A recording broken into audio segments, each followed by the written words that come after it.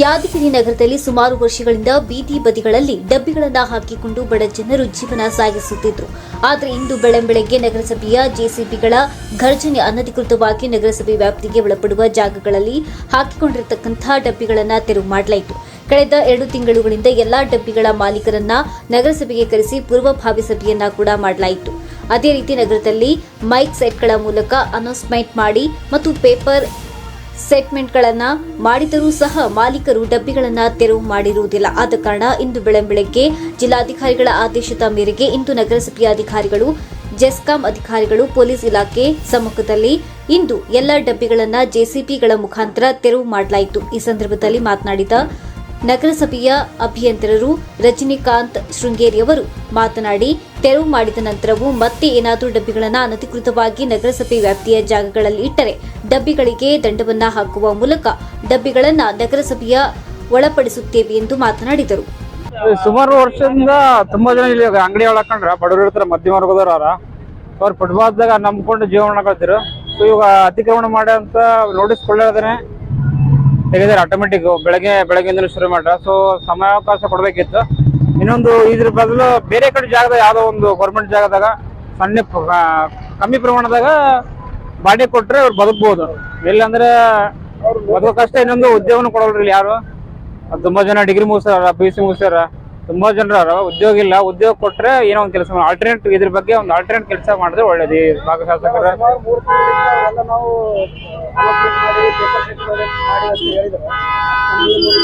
ಸುಮಾರು 3 ತಿಂಗಳಿಂದ 1 ತಿಂಗಳಿಂದ ಸಣ್ಣ ಪ್ರಮಾಣದ ಸೌಂಡ್ ಕಮ್ಮಿ ಇತ್ತು. ಆಟೋದಾಗ ಅನೌನ್ಸ್ಮೆಂಟ್ ಮಾಡ್ಯಾರ. ಅದು ಯಾರು ಕೇಳೋದು ಯಾರಿಗೆ ಬಿಟ್ಟಿರೋ ಗೊತ್ತಿಲ್ಲ. ಇಂಡಿವಿಜುವಲ್ ಆಗಿ ಪರ್ಟಿಕ್ಯುಲರ್ ಆಗಿ ಬರೀ ಮೀಟಿಂಗ್ ಕರೆದ್ರೆ ಸಂಸ್ಥೆದಾಗ ಅಷ್ಟೇ. ಮೀಟಿಂಗ್ ಕರೆದು ಅಟೆಂಡ್ ಆಗ್ಯದ ಹೋಗ್ಯದ ಅಷ್ಟೇ. ಅಧಿಕ್ರಮಣ ತೆಗೀರಿ ಅಂತ ಏನ್ ಹೇಳಿಲ್ಲ ಅವರು. ಮೀಟಿಂಗ್ ಮಾಡ್ತಾ ಅಂತ ಕರೆದಿರ ಅಷ್ಟೇ. ಮೀಟಿಂಗ್ ಮಾಡಿದ್ರೆ ಕಳಿಸ್ಯಾರ. ಇಂದು ಇವತ್ತೇನು ಬೆಳಗ್ಗೆಯಿಂದ ಏನು ಕಾರ್ಯಾಚರಣೆ ಸ್ಟಾರ್ಟ್ ಆಗಿದೆ, ಬೆಳಗ್ಗೆ 6 ಗಂಟೆಯಿಂದ.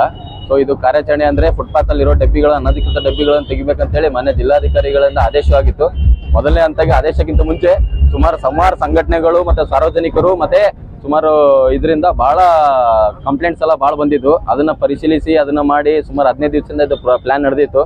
ಇದ್ರ ಪ್ರಕಾರ ಮಾನ್ಯ ಜಿಲ್ಲಾಧಿಕಾರಿಗಳ ಆದೇಶ ಮೇರೆಗೆ ಇವತ್ತು ಬೆಳಗ್ಗೆ 6 ಗಂಟೆಯಿಂದ ಜೆಸ್ಕಾಂ ಇಲಾಖೆ, ನಮ್ಮ ನಗರಸಭೆ ಇಲಾಖೆ ಹಾಗೂ ಪೊಲೀಸ್ ಇಲಾಖೆ 3 ಇಲಾಖೆ ಒಟ್ಟಿಗೆ ಸೇರಿ ಇದು ಕಾರ್ಯಾಚರಣೆಯನ್ನು ಪ್ರಾರಂಭ ಮಾಡಿದ್ವಿ. 6:30ಯಿಂದ ಸುಮಾರು ಅನಧಿಕೃತವಾಗಿ ಮೇನ್ ರೋಡ್ ಏನಿದೆ ನಗರಸಭೆ ಅಧೀನದಲ್ಲಿ ಏನು ಮೇನ್ ರೋಡ್ ಇದಾವೆ ಅದ್ರಲ್ಲಿ ಸುಮಾರು 300ಕ್ಕಿಂತ ಅಧಿಕ ಡಬ್ಬಿಗಳು ಅನಧಿಕೃತ ಇದಾವೆ. ಇದನ್ನ ನಿಯಮಾನುಸಾರವಾಗಿ ಅವರಿಗೆ ನೋಟಿಸ್ ಅಂದ್ರೆ ಅವರಿಗೆ ನೋಟಿಸ್ ಹೇಳಿ ಅಂದ್ರೆ 1 ತಿಂಗಳಲ್ಲಿ ಸುಮಾರು 4-5 ಸರಿ ಅನೌನ್ಸ್ಮೆಂಟ್ ಮಾಡಿಸಿ, ಬೆಳಗ್ಗೆ ಸುಮಾರು 3-4 ಸರಿ ಅನೌನ್ಸ್ಮೆಂಟ್ ಮಾಡಿ ಮತ್ತೆ ಡಬ್ಬಿಗಳ ಓನರ್ಗಳಿಗೆ ಡಬ್ಬಿಗಳು ಯಾರು ಇಟ್ಟಿದ್ದಾರೆ ಅವರಿಗೆಲ್ಲ ಆಫೀಸಿಗೆ ಕರೆಸಿ ನಮ್ಮ ಪರಿಸರ ಅಭಿಯಂತರು ಮತ್ತೆ ಪೌರಾಯುಕ್ತರ ಅಧೀನದಲ್ಲಿ ಸಭೆನೂ ಕೂಡ ಮಾಡಿ ಅವರಿಗೆ ತಿಳುವಳಿಕೆ ಹೇಳಿದ್ರು ಕೂಡ ಸುಮಾರು ಸರಿ ಅನೌನ್ಸ್ಮೆಂಟ್ ಮಾಡಿದ್ರು ಕೂಡ ಇದನ್ನು ಅವರು ತೆಕ್ಕೋತೀವಿ ಅಂದ್ರೂ ಕೂಡ ಇನ್ನೂವರೆಗೂ ತೆಗೆದಿರಲಿಲ್ಲ. ಸೊ ಇದು ಕಾರ್ಯಾಚರಣೆ ಬೆಳಗ್ಗೆ 6 ಗಂಟೆಯಿಂದ ಸ್ಟಾರ್ಟ್ ಆಗಿತ್ತು. ಇವತ್ತು ಆದಷ್ಟು ಎಷ್ಟಾಗುತ್ತೆ ಫುಲ್ ಮಾಡ್ತೀವಿ. ಇನ್ನೇನು ಇವತ್ತು ಆಗಿಲ್ಲ ಅಂದ್ರೂ ಕೂಡ ನಾಳೆ ಕೂಡ ಇದನ್ನು ನಮ್ಮ 3 ಇಲಾಖೆ ವತಿಯಿಂದ ಜಂಟಿಯಾಗಿ ಕಾರ್ಯಾಚರಣೆ ಮಾಡಿ ಸೂಕ್ತವಾಗಿ ಮುಗಿಸ್ಕೊಡ್ತೀವಿ. ಮತ್ತೆ ಇದಾದ್ಮೇಲೆ ಮತ್ತೆ ಯಾರು ಅನಧಿಕೃತವಾಗಿ ಡಬ್ಬಿ ಇಟ್ಟರೆ ಅವ್ರಿಗೂ ಕೂಡ ನೆಕ್ಸ್ಟ್ ಟೈಮ್ ವಿತ್ ಪೆನಾಲ್ಟಿ ಹಾಕಿ ಅದನ್ನ ತೆರವುಗೊಳಿಸ್ತೀವಿ.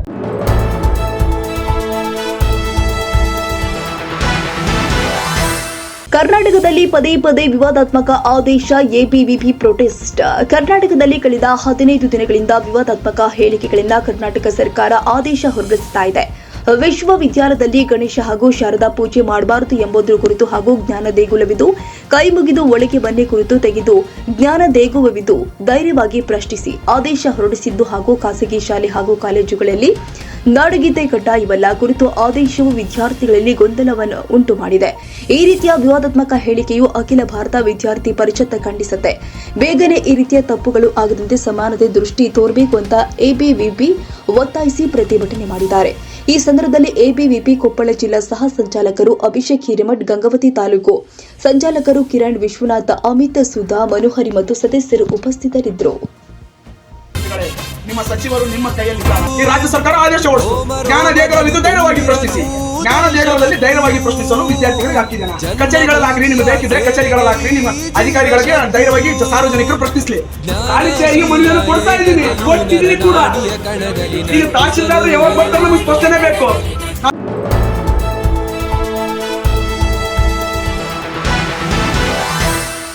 ನಮ್ಮ ಶ್ರೀಮಠದ ಮೇಲೆ ದಾಳಿ ಮಾಡುವ ರೀತಿಯಲ್ಲಿ ಗದಗಿದ ತೋಟದ ಮಠದ ಸ್ವಾಮೀಜಿಯವರು ಇತ್ತಿತ್ತಲಾಗಿ ಒಂದು ಹೊಸತ ಪ್ರಯೋಗವನ್ನ ಮಾಡುವಂತದ್ದನ್ನ ನಾವು ಮತ್ತು ನಮ್ಮ ಭಕ್ತರು ವಿರೋಧಿಸುತ್ತಿರುತ್ತದೆ. ಬಹಳ ನೋವಿನ ಸಂಗತಿಯಾಗಿದ್ದು, ನೋವಿನ ಸಂಗತಿ ಎಂದರೆ ಜಿಲ್ಲಾಡಳಿತ, ಪೊಲೀಸ್ ಇಲಾಖೆ ಎರಡು ಮಠಗಳ ವಿಚಾರ ಅರ್ಥ ಮಾಡಿಕೊಂಡು ಯಾವುದು ಸರಿ ಯಾವುದು ತಪ್ಪು ಅನ್ನೋದನ್ನ ತಿಳಿಯಲಾರದೆ ಒಂದು ಮತವನ್ನ ಬೆಂಬಲಿಸುವ ರೀತಿಯಲ್ಲಿ ಕಳೆದುಕೊಂಡ ನಮಗೆ ಬಹಳಷ್ಟು ನೋವನ್ನ ಉಂಟು ಮಾಡಿದೆ. ಇನ್ನು ನಮ್ಮ ಭಕ್ತರು ಪೊಲೀಸ್ ಇಲಾಖೆ ದೌರ್ಜನ್ಯಕ್ಕೆ ಭಯಭೀತರಾಗಿದ್ದಾರೆ. ರಾತ್ರಿ 12 ಗಂಟೆ ಇವರು ಏನು ಪ್ರಾರಂಭ ಮಾಡುತ್ತಾರೆ ಎಂದರೆ ವಾಹನದಲ್ಲಿ ನಿಷೇಧ ಆಜ್ಞೆ ಜಾರಿ ಮಾಡಲಾಗಿದೆ ಎಂದು ಗಾಡಿಯಲ್ಲಿ ಧ್ವನಿವರ್ಧಕ ಬಳಸಿಕೊಂಡು ಹೋಗಲು ಪ್ರಾರಂಭಿಸುತ್ತಾರೆ. ಪೊಲೀಸ್ ಅಧಿಕಾರಿಗಳನ್ನ ಕೇಳಿದಾಗ ನಿಮ್ಮ ಹತ್ತಿರ ನಿಷೇಧ ಆಜ್ಞೆ ಜಾರಿಯಾದ ಬಗ್ಗೆ ನಿಮ್ಮ ಹತ್ತಿರ ಏನಿದೆ ಎಂದು ಕೇಳಿದಾಗ ಇನ್ನು ಆದೇಶ ಬರಬೇಕು ಎಂದರು. ಬರಲಾರದೆ ನಿಷೇಧ ಜಾರಿ ಮಾಡಿದ್ದು ನೋವಿನ ಸಂಗತಿಯಾಗಿದೆ ಎಂದು ಲಿಂಗಾಲೇಶ್ವರ ಸ್ವಾಮೀಜಿಯವರು ಹೇಳಿದರು. ಅವ್ರು ಯಾಕೆ ಬಿಡ್ತಾ ಇಲ್ಲ ನನಗೆ ಗೊತ್ತಿಲ್ಲ. ನಾ ಏನಂದ್ರೆ ಗದಗಿನ ಹೋರಾಟವನ್ನ ಬೇಡ ಅಂತ ಹೇಳಿದ್ರಿ ಸರಿ, ಅದಕ್ಕೆ ನಾ ಏನು ಮಾತಾಡಿದ್ದೇನೆ. ಬೆಳ್ಳಟ್ಟಿಯಲ್ಲಿ ನಮ್ಮ ಹೈಸ್ಕೂಲು ಪ್ರೈಮರಿ ಸ್ಕೂಲ್ ಕಟ್ಟಡ ಕಾಮಗಾರಿ ನಡೆದಿದೆ. ನಾವು ಗದಗದಿಂದ 1 ಗಂಟೆಗೆ ಬರ್ತೀವಿ ಅಂತ ನಾವು ಇವತ್ತಿನ ದಿನ ಎಲ್ಲ ಕೆಲಸಗಳನ್ನು ತಾವು ಸ್ಥಗಿತಗೊಳಿಸಬೇಕು. ಅಲ್ಲ, ನಮ್ಮ ಕಾಯಕ ನಾವು ನಿಲ್ಲಿಸೋದಿಲ್ಲ. ನಮ್ಮ ಕಾಯಕವನ್ನು ನಾವು ನಿಲ್ಲಿಸೋದಿಲ್ಲ. ಬೆಳಗ್ಗೆ ಹೋರಾಟ ಅಂತ ಹೇಳಿದ್ವಿ, ಅದೊಂದು ಟೈಮ್ ಮುಗೀತದು. ಅಲ್ಲಿ ಅವ್ರ ಕಾರ್ಯಕ್ರಮ ಮುಗಿದಿದೆ. ಇಲ್ಲಿ ನಮ್ಮ ಕೆಲಸ ಅವ್ರ ಹೋರಾಟವನ್ನು ನಿಲ್ಲಿಸ್ಯಾರ, ಮುಗೀತದೆ.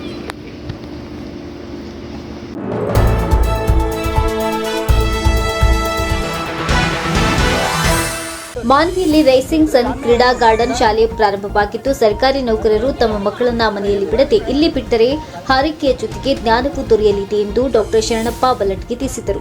ರಾಯಚೂರು ಜಿಲ್ಲೆಯ ಮಾನ್ವಿ ಪಟ್ಟಣದ ಎಪಿಎಂಸಿ 4ನೇ ಗೇಟ್ ಎದುರುಗಡೆ ಪ್ರಾರಂಭವಾದ ರೈಸಿಂಗ್ ಸನ್ ಕ್ರೀಡಾ ಗಾರ್ಡನ್ ಶಾಲೆಯನ್ನು ಉದ್ಘಾಟಿಸಿ ಮಾತನಾಡಿದರು. ಇಂದು ದಿನಾಂಕ 21 ಫೆಬ್ರವರಿ 2024ರಂದು APJ ಅಬ್ದುಲ್ ಕಲಾಂ ಸಂಸ್ಥೆಯ ವತಿಯಿಂದ ರೈಸಿಂಗ್ ಸನ್ ಪ್ರೀ ನರ್ಸರಿ ಸ್ಕೂಲನ್ನು ಮಾನ್ವಿಯಲ್ಲಿ ಉದ್ಘಾಟನೆ ಮಾಡಿದ್ದು ಭಾಳ ಸಂತೋಷದ ವಿಷಯ. ಯಾಕಂದರೆ ಈಗಾಗಲೇ ಎಂಪ್ಲಾಯೀಸು, ಕಾರ್ಪೊರೇಟ್ ಹಾಸ್ಪಿಟಲ್ಸು ಇರ್ತಕ್ಕಂಥ ಗಂಡ ಹೆಂಡತಿ ನೌಕರಿ ಮಾಡ್ತಕ್ಕಂಥ ಮಕ್ಕಳು ಅವ್ರು ನೋಡ್ಕೊಳ್ಳಿಕ್ಕೆ ಯಾರು ಇರೋಲ್ಲ. ಆ ಮಕ್ಕಳಿಗೆ ಎಜುಕೇಷನ್ ಜೊತೆಗೆ ಅವರಿಗೆ ಚೆನ್ನಾಗಿ ನೋಡ್ಕೊಳ್ಳಿಕ್ಕೆ ಕೂಡ ಕಿಂಡರ್ ಗಾರ್ಡನ್ಗಿಂತ ಮುಂಚೆ ಅವರಿಗೆ ಒಂದು ನಾಲೆಜು, ಆ ಮಕ್ಕಳಿಗೆ ಒಂದು ಸ್ವಚ್ಛತೆ ಬಗ್ಗೆ ಅರಿವು ಮತ್ತು ಆಡಲಿಕ್ಕೆ ಕೂಡ ಎಲ್ಲ ಪ್ಲೇಗ್ರೌಂಡು ಮತ್ತು ಆ ಮಾಡ್ಯುಲರ್ ಟ್ರೈನಿಂಗ್ ಕೂಡ ಇದೆ ಇದರಲ್ಲಿ. ಇದ್ರ ಬಗ್ಗೆ ಎಲ್ಲರಿಗೂ ಅರಿವು ಮೂಡಿಸಿ ಎಲ್ಲ ತಮ್ಮ ಮಕ್ಕಳನ್ನು, ಅಂದರೆ ನೌಕರಿ ಮನೆಯಲ್ಲಿ ಯಾರು ಇರಲಾರ್ದಂಥ ಮಕ್ಕಳನ್ನು ಅವರಿಗೆ ಮುಂದಿನ ಶಿಕ್ಷಣಕ್ಕೆ ಆರೋಗ್ಯ ಆಗ್ಲಿಕ್ಕೆ ಅನುಕೂಲ ಆಗ್ತದೆ. ಆ ಕಾರಣಕ್ಕಾಗಿ ಮಾನವಿ ಸುತ್ತಮುತ್ತಲು ಇರ್ತಕ್ಕಂಥ ಜನರು ಈ ಶಾಲೆಯ ಒಂದು ಸದುಪಯೋಗವನ್ನು ಪಡೆದುಕೊಳ್ಬೇಕಂತ ಈ ಮೂಲಕ ಮಾನವಿ ಜನರಲ್ಲಿ ಮತ್ತು ಸುತ್ತಮುತ್ತಲ ಎಲ್ಲ ನೌಕರದಾರ ಬಂಧುಗಳಲ್ಲಿ ಮತ್ತು ಬಿಸ್ನೆಸ್ ಪೀಪಲ್ನಲ್ಲಿ ಕೂಡ ನಾನು ಈ ಮೂಲಕ ಕೇಳ್ಕೊಳ್ತಾ ಇದ್ದೇನೆ. ಈ ಸಂಸ್ಥೆ ಇನ್ನೂ ಹೆಚ್ಚಿನ ಮಟ್ಟದಲ್ಲಿ ಬೆಳೆಯಲಿ ಅಂತ ನಾನು ಆಶಿಸಿ ನಾನು ಮಾತು ಮುಗಿಸ್ತೇನೆ. ಇವತ್ತಿನ ರೈಸಿಂಗ್ ಸನ್ ಶಿಕ್ಷಣ ಸಂಸ್ಥೆಯ ವತಿಯಿಂದ ಈ ಮಾನ್ವಿ ನಗರದಲ್ಲಿ ಇದೇ ಮೊದಲ ಬಾರಿಗೆ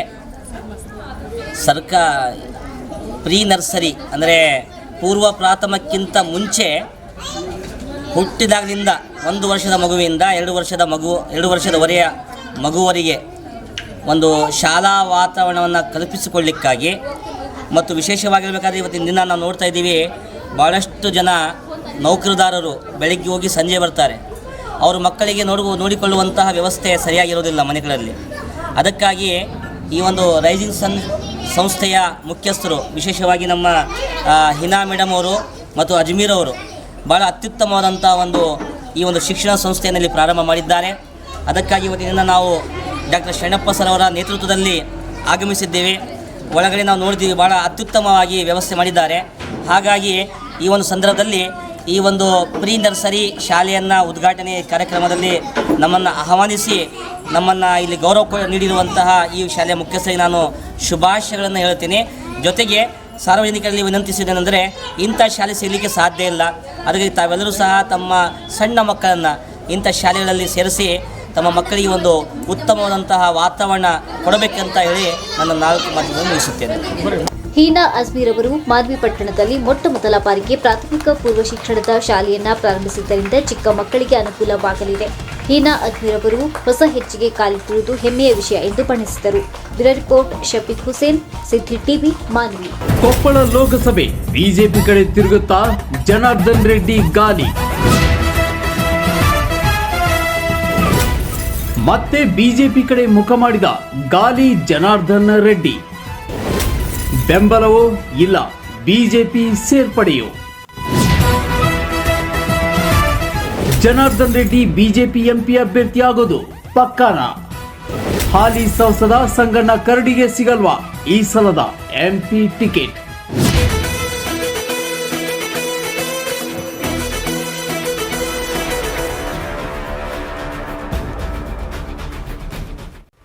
ಹನುಮನ ನಾಡು ಕೊಪ್ಪಳದಲ್ಲಿ ಮತ್ತೊಮ್ಮೆ ಕಮಲ ಅರಳುತ್ತಾ?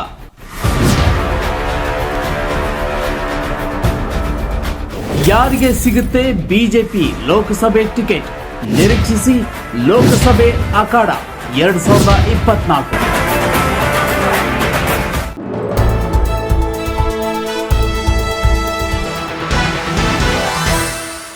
ಗದಗ ಜಿಲ್ಲೆಯ ರೋಣ ತಾಲೂಕಿನ ಸವಡಿ ಗ್ರಾಮದ ಶ್ರೀಯುತ ಶರಣಪ್ಪ ಗೌಡ ರುದ್ರಗೌಡ ಚಿಕ್ಕನಗೌಡ್ರು ಇವರು ಕನ್ನಡ ಉಪನ್ಯಾಸಕರಾಗಿ ಧಾರವಾಡದ ICS ಮಹೇಶ್ PU ಕಾಲೇಜಿನಲ್ಲಿ ಕಳೆದ 5 ವರ್ಷಗಳಿಂದ ಸೇವೆಯನ್ನ ಸಲ್ಲಿಸುತ್ತಿದ್ದಾರೆ. ಸಾಹಿತ್ಯ ಮತ್ತು ಸಂಗೀತದಲ್ಲಿ ತುಂಬಾ ಆಸಕ್ತಿ ಇರುವಂತಹ ಇವರು ಮಕ್ಕಳಿಗೆ ಜಾನಪದಗಳ ಮೂಲಕ ಮಾನವೀಯ ಮೌಲ್ಯಗಳನ್ನು ತಿಳಿಸಿಕೊಡುತ್ತಿದ್ದಾರೆ.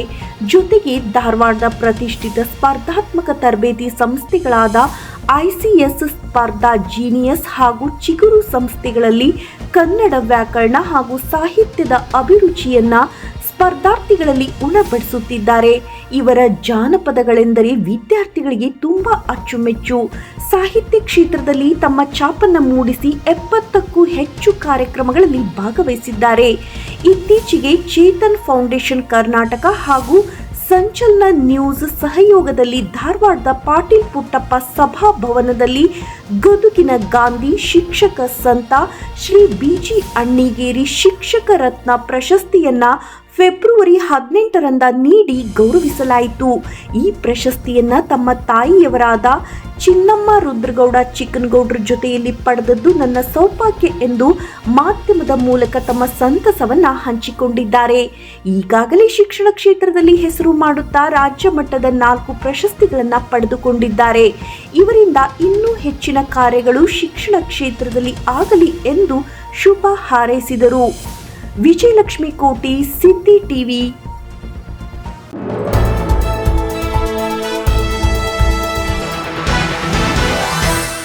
ದೊಡ್ಡಬಳ್ಳಾಪುರದಲ್ಲಿ ಪ್ರಪ್ರಥಮ ಬಾರಿಗೆ 2 ಅಲ್ಟ್ರಾಸೌಂಡ್ ಯಂತ್ರಗಳನ್ನು ಒಳಗೊಂಡಿದೆ. 2D, 3D ಹಾಗೂ 4D ಸೇವೆಗಳು ಇಲ್ಲಿ ಲಭ್ಯವಿದ್ದು 300 MA ಎಕ್ಸ್ ಕಿರಣ ಯಂತ್ರ ಸೇರಿದಂತೆ ಸಂಪೂರ್ಣ ಸ್ವಯಂಚಾಲಿತ ಲ್ಯಾಬ್ ವ್ಯವಸ್ಥೆ, 32 ಸ್ಪೇಸ್ ಸಿಟಿ ಸ್ಕ್ಯಾನ್ ಯಂತ್ರ ಹೊಂದಿರುವ ಶ್ರೇಷ್ಠ ಡಯಾಗ್ನೋಸ್ಟಿಕ್ಸ್ ತಾಲೂಕಿನ ಸಾರ್ವಜನಿಕರಿಗೆ ಕಡಿಮೆ ಸಮಯದಲ್ಲಿ ಉತ್ತಮ ನಿಖರ ಫಲಿತಾಂಶ ನೀಡುವ ಸಾಮರ್ಥ್ಯ ಹೊಂದಿದ್ದೇವೆ ಎಂದು ಡಾಕ್ಟರ್ ರಕ್ಷಿತ್ ತಿಳಿಸಿದರು. ದೊಡ್ಡಬಳ್ಳಾಪುರ ತಾಲೂಕಿನಲ್ಲಿ ನೂತನವಾಗಿ ಸೇವೆಯನ್ನು ಪ್ರಾರಂಭಿಸಿರುವ ಶ್ರೇಷ್ಠ ಡಯಾಗ್ನೋಸ್ಟಿಕ್ಸ್ ಉದ್ಘಾಟಿಸಿ ಮಾತನಾಡಿದ ಅವರು, A unit of Dhanvantari health services ಅಡಿಯಲ್ಲಿ ನಮ್ಮ ಸಂಸ್ಥೆ ಪ್ರಾರಂಭಿಸಿದ್ದು ನಮ್ಮಲ್ಲಿ 2D ಎಕೋ, ಸಿಟಿ ಸ್ಕ್ಯಾನ್ ಮತ್ತು MRI, UCG ಸೇರಿದಂತೆ ಹೈಟೆಕ್ ಲ್ಯಾಬ್ ಸೇವೆಗಳು ಇಲ್ಲಿ ಲಭ್ಯವಿದ್ದು ಅನುಭವಿ ವೈದ್ಯರ ತಂಡ, ನುರಿತ ಸಿಬ್ಬಂದಿಗಳೊಂದಿಗೆ ಸೇವೆ ಸಲ್ಲಿಸುತ್ತಿದ್ದೇವೆ. ಸಾರ್ವಜನಿಕರು ಈ ಅವಕಾಶ ಸದುಪಯೋಗ ಪಡಿಸಿಕೊಳ್ಳಬೇಕು. ಸಾರ್ವಜನಿಕರ ಅನುಕೂಲಕ್ಕಾಗಿ ನಮ್ಮಲ್ಲಿ 2 ರೇಡಿಯೋಲಜಿಸ್ಟ್ ನೇಮಿಸಲಾಗಿದೆ ಹಾಗೂ ಪರೀಕ್ಷೆಗೆ ಬಂದ ಸಾರ್ವಜನಿಕರ ಸಹಾಯಕ್ಕೆ ವಿಶೇಷ PROಗಳನ್ನು ನೇಮಿಸಲಾಗಿದೆ. ಮೂಲಭೂತ ಸೌಕರ್ಯಗಳಲ್ಲಿ ಯಾವುದೂ ಕೊರತೆ ಇಲ್ಲದಂತೆ ಸಾರ್ವಜನಿಕರಿಗೆ ಅತ್ಯುತ್ತಮ ರೀತಿಯ ಸೇವೆ ಒದಗಿಸಲು ನಾವು ಶ್ರಮಿಸಲಿದ್ದೇವೆ ಎಂದು ತಿಳಿಸಿದರು. ಈ ಸಂದರ್ಭದಲ್ಲಿ ಡಾಕ್ಟರ್ ವಿನಯ್, ಡಾಕ್ಟರ್ ದತ್ತ ಎಂ ಹಾಗೂ doctor Sachin, doctor Sangamesh M ಹಾಗೂ MG ಪ್ರಕಾಶ್ ಸೇರಿದಂತೆ ಹಲವು ಮುಖಂಡರು ಉಪಸ್ಥಿತರಿದ್ದರು. ನಮಸ್ತೆ ಎಲ್ಲರಿಗೂ. ನನ್ನ ಹೆಸರು ಡಾಕ್ಟರ್ ರಕ್ಷಿತ್ ಅಂತ, ಕನ್ಸಲ್ಟೆಂಟ್ ರೇಡಿಯಾಲಜಿಸ್ಟ್, ಶ್ರೇಷ್ಠ ಡಯಾಗ್ನೋಸ್ಟಿಕ್ಸ್. ನಮ್ಮಲ್ಲಿ ಎಲ್ಲ ವಿಧವಾದ ಸ್ಕ್ಯಾನ್ಸ್ಗಳ ಜೊತೆ ಬ್ಲಡ್ ಟೆಸ್ಟ್ಗಳು ಆಗುತ್ತೆ. ನಮ್ಮಲ್ಲಿ 2 ಅಲ್ಟ್ರಾಸೌಂಡ್ ಮೆಷಿನ್ ಇದೆ, 2D, 3D ಮತ್ತು 4D. ಹಾಗೆ 300 MA ಎಕ್ಸ್ರೇ ಮೆಷಿನ್ ಇದೆ, 32 ಸ್ಲೈಸ್ ಸಿಟಿ ಸ್ಕ್ಯಾನ್ ಇದೆ ಹಾಗೂ ಫುಲ್ಲಿ ಆಟೋಮೇಟೆಡ್ ಲ್ಯಾಬ್ ಇದೆ. ಇದೆಲ್ಲದರ ಜೊತೆಗೆ ಗ್ಯಾಸ್ಟ್ರೋಎಂಟ್ರಾಲಜಿ ಮತ್ತು ಕಾರ್ಡಿಯಾಲಜಿ ಡಿಪಾರ್ಟ್ಮೆಂಟ್ಗಳು ಕೂಡ ಪರೀಕ್ಷೆಗಳಾಗುತ್ತೆ. ಇದ್ರದ್ದು ನಮ್ಮ ಸ್ಪೆಷಾಲಿಟಿ ಏನಂತ ಅಂತಂದರೆ 2 ಅಲ್ಟ್ರಾಸೌಂಡ್ ಸ್ಕ್ಯಾನ್ ಮೆಷಿನ್ಸ್ ಇರೋದ್ರಿಂದ ನಮಗೆ ಅದರಲ್ಲಿ ಎರಡು ಮೆಷಿನಲ್ಲೂ 2D, 3D, 4D ಸ್ಕ್ಯಾನ್ಸ್ ಇದ್ದಾವೆ. ಸೊ ಈಗ ನಮ್ಮಲ್ಲಿ ಟೈಮ್ ವೆಯ್ಟಿಂಗ್ ಪೀರಿಯಡ್ ತುಂಬ ಕಡಿಮೆ ಇರುತ್ತೆ. 2D, 3D, 4D ಇರೋದ್ರಿಂದ ನಮ್ಗೆ ಏನಾದರೂ ಸ್ವಲ್ಪ ಸೂಕ್ಷ್ಮವಾದ ವಿಷಯಗಳು ನಮಗೆ 2D ಸ್ಕ್ಯಾನಲ್ಲಿ ಕಾಣಿಸ್ಲಿಲ್ಲ ಅಂತ ಹೇಳಿದ್ರೆ ಅದನ್ನು 3D ಮತ್ತು 4D ಸ್ಕ್ಯಾನ್ಸಲ್ಲಿ 2 ಮೆಷಿನಲ್ಲೂ ನೋಡ್ಬೋದು. ಹಾಗೆ ನಾವು 2 ರೇಡಿಯಾಲಜಿಸ್ಟ್ ಇದ್ದೀವಿ. 2 ರೇಡಿಯಾಲಜಿಸ್ಟ್ ಇರೋದ್ರಿಂದ 9 to 9 ಇರೋದ್ರಿಂದ ವೆಯ್ಟಿಂಗ್ ಪೀರಿಯಡ್ ತುಂಬಾ ಕಡಿಮೆ ಆಗುತ್ತೆ. ಹಾಗೆ ನಮ್ಮ ಹತ್ರ 32 ಸ್ಲೈಸ್ ಸಿಟಿ ಸ್ಕ್ಯಾನ್ ಮೆಷಿನ್ ಇದೆ. ಅದರಲ್ಲಿ ಅತಿ ಸೂಕ್ಷ್ಮವಾದ ವಿಷಯಗಳು ಕೂಡ ನಾವು ಚೆನ್ನಾಗಿ ನೋಡ್ಬೋದು. ಹಾಗೆ ನಮಗೆ ತಲೆಯಿಂದ ಕಾಲ್ವರೆಗಡೆ ಎಲ್ಲೆಲ್ಲಿ ರಕ್ತನಾಳಗಳು ಇರ್ತಾವಲ್ಲ ಅವೆಲ್ಲದ್ರದ್ದು ರೋಗಗಳು ಕಂಡಿಡುವಂಥ ಆಂಜಿಯೋಗ್ರಫಿ ನಮ್ಮ 32 ಸ್ಲೈಸ್ CT ಸ್ಕ್ಯಾನಲ್ಲಿ ಮಾಡ್ಬೋದು. 32 ಸ್ಲೈಸ್ CT ಸ್ಕ್ಯಾನ್ ಆಗಿರೋದ್ರಿಂದ ವೇಟಿಂಗ್ ಪೀರಿಯಡ್ ತುಂಬಾ ಕಡಿಮೆ ಇರ್ತದೆ. ಎಷ್ಟು ಬೇಗ ಆಗುತ್ತೋ ಅಷ್ಟು ಬೇಗ ಸ್ಕ್ಯಾನ್ಸ್ಗಳಾಗುತ್ತೆ.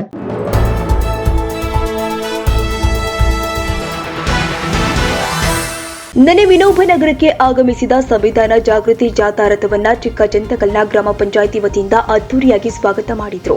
ವಿನೋಬ ನಗರದಿಂದ ಚಿಕ್ಕಜಂತಕಲ್ವರೆಗೂ ರಥವನ್ನ ವಿಜೃಂಭಣೆಯಿಂದ ಕರೆದೊಯ್ದಿದ್ದಾರೆ. ಇನ್ನು ಜಾಥಾದಲ್ಲಿ ಶಾಲಾ ಮಕ್ಕಳಿಂದ ಕೋಲಾಟ, ನೃತ್ಯ, ಡೊಳ್ಳು ವಾದ್ಯಗಳೊಂದಿಗೆ ಅದ್ದೂರಿಯಾಗಿ ಬಾಬಾ ಸಾಹೇಬ್ರು ಮೂರ್ತಿಗೆ ಕ್ರೇನ್ ಮುಖೇನ ಬೃಹತ್ ಹೂವಿನ ಹಾರ ಹಾಕಿ ಮೆರವಣಿಗೆ ಮಾಡಲಾಗಿದೆ. ಈ ಸಂದರ್ಭದಲ್ಲಿ ಶಾಲಾ ಮಕ್ಕಳು, ಗ್ರಾಮಸ್ಥರು ಹಾಗೂ ದಲಿತ ಮುಖಂಡರು ಮತ್ತು ಯುವಕರು ಸೇರಿ ಆಚರಿಸಿ ಕಾರ್ಯಕ್ರಮವನ್ನು ಯಶಸ್ವಿ ಮಾಡಿದ್ರು. ಗ್ರಾಮ ಪಂಚಾಯಿತಿ ಅಧ್ಯಕ್ಷೆ, ಉಪಾಧ್ಯಕ್ಷ, ಪಿಡಿಒ ಹಾಗೂ ಸರ್ವ ಸದಸ್ಯರ ನೇತೃತ್ವದಲ್ಲಿ ನಡೆದ ಸಂವಿಧಾನ ಜಾಗೃತಿ ಜಾಥಾವನ್ನ ಚಿಕ್ಕಜಂತಕಲ್ ಸರ್ಕಾರಿ ಶಾಲಾ ಆವರಣದಲ್ಲಿ ಸಂವಿಧಾನ ಪೀಠಿಕೆ ಓದೋದ್ರ ಮುಖೇನ ಕಾರ್ಯಕ್ರಮವನ್ನು ಅಂತ್ಯಗೊಳಿಸಿ ಮಾತನಾಡಿದ ಗ್ರಾಮ ಪಂಚಾಯಿತಿ ಅಧ್ಯಕ್ಷೆ ನೇತ್ರಾವತಿ ಬಿ ವೆಂಕೋಪ ಅವರು ಮಾತನಾಡಿ, ಸಂವಿಧಾನ ಜಾಗೃತಿ ಜಾಥಾದಲ್ಲಿ ವಿದ್ಯಾರ್ಥಿಗಳು, ಸಾರ್ವಜನಿಕರು ಹಾಗೂ ಸಂಘ ಸಂಸ್ಥೆಗಳು ಭಾಗಿಯಾಗಿ ಕಾರ್ಯಕ್ರಮವನ್ನು ಯಶಸ್ವಿಗೊಳಿಸಿದ್ದು ಸಂತಸ ತಂದಿದೆ ಎಂದರು.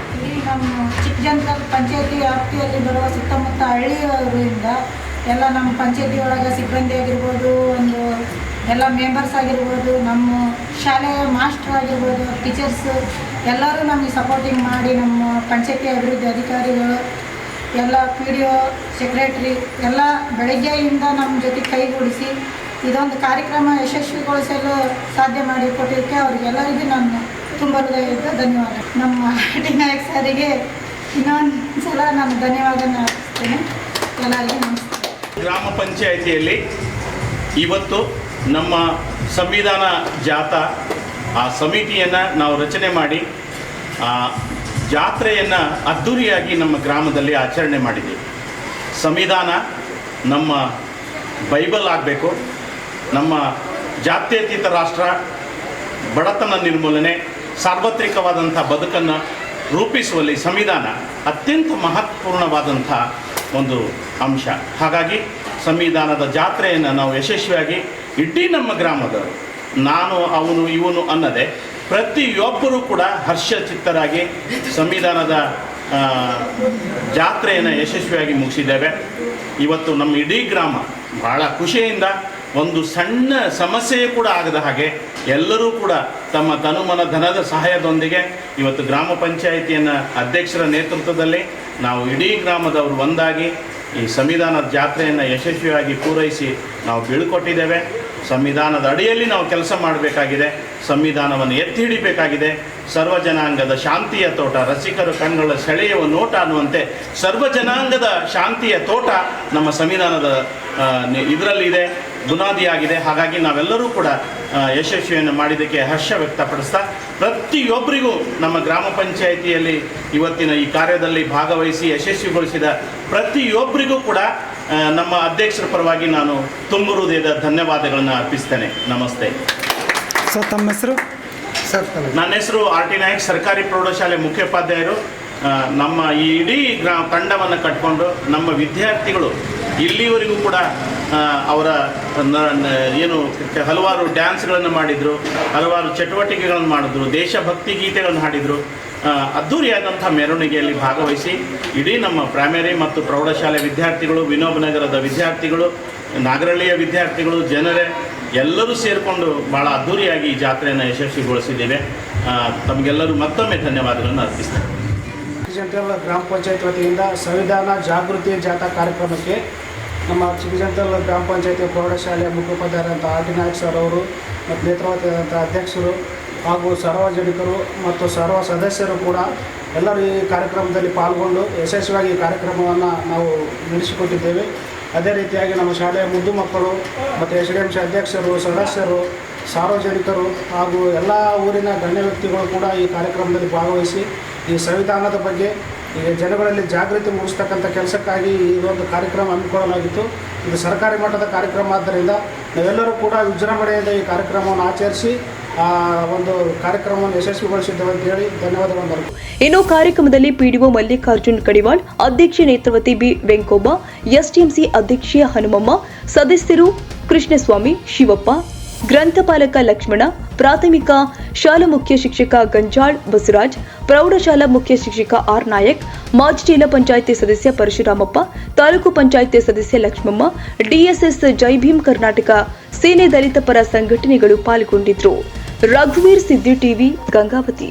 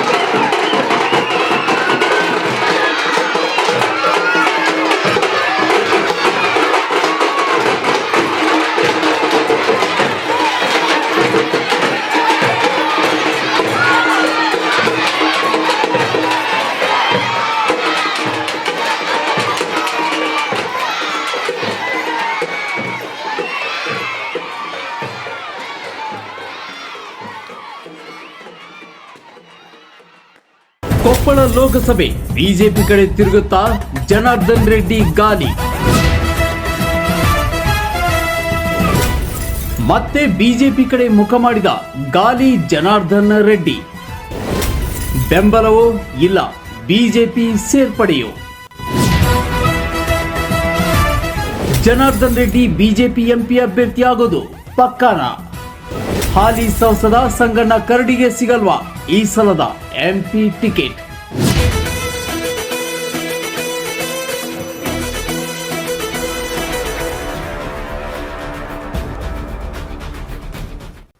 ಹನುಮನ ನಾಡು ಕೊಪ್ಪಳದಲ್ಲಿ ಮತ್ತೊಮ್ಮೆ ಕಬಲ ಅರಳುತ್ತಾ.